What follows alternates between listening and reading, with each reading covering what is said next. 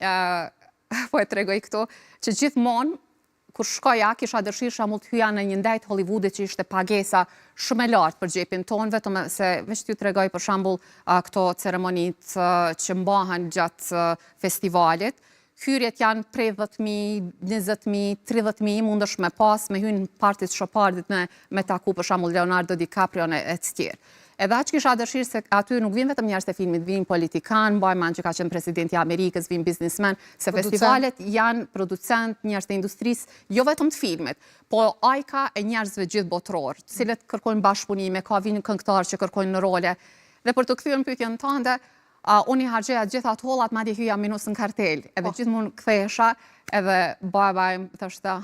mis bankroti, si kalove kësaj rade. Mirë po, e di që shkoja për ta bënë një emision, kthehesha me 5 tilla. E di që për shembull kur u ofrosha qasja ndaj aktorëve të Hollywoodit, thonin, 1 minutë, 5 minuta me dhënë intervistë, e mani kur uleshen, mbajman John Malkovich që ka ndalë aeroplanin privat, dhe është ndalë në lobi me dhënë intervistë 45 minuta. Kur kemi shku në Hollywood, një producente Oscar fituese, Eva Orner, shkova për ta intervistuar dhe me qëllim për me realizu një film për, gjithmonë e kam ëndër me bë një film për me tregu historinë e luftës në Kosovë. Nga se koha po kalon, njerëz po ndrojnë jetë, edhe historia pastaj e fqin tanë po e ndryshojnë historinë, edhe po na paraqesin neve si agresorat as si viktim, edhe për mos më haru kjo, gjithmonë e kam syne me bë diçka të madhe, po jo nivel europian, po tjetë nivel ndërkombëtar për ta tregu historinë tonë. Dhe shkova në Hollywood për ta taku këtë producente, për ta bindë që me bë një film për luftën e UÇK-s, edhe më shkroi email, më tha,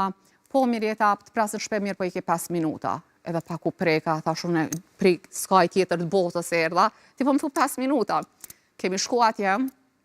është energjia, është kemistria, është qasja, është profesionalizmi, ata e ndjejnë. Edhe ajo, aq që hymë qef, filloj me na tregu çmimet Oscar, çmimet Emmy, BAFTA, Golden Globe, që i kishte gjithë ato aty, na fillum me bo muhabet, ndajtëm gjatë gjithë ditës, edhe binda me anë Kosovë. E mora me vetë në Kosovë. Do të thotë, kjo është ajo që përkushtimi, dedikimi, profesionalizmi, edhe dëshira që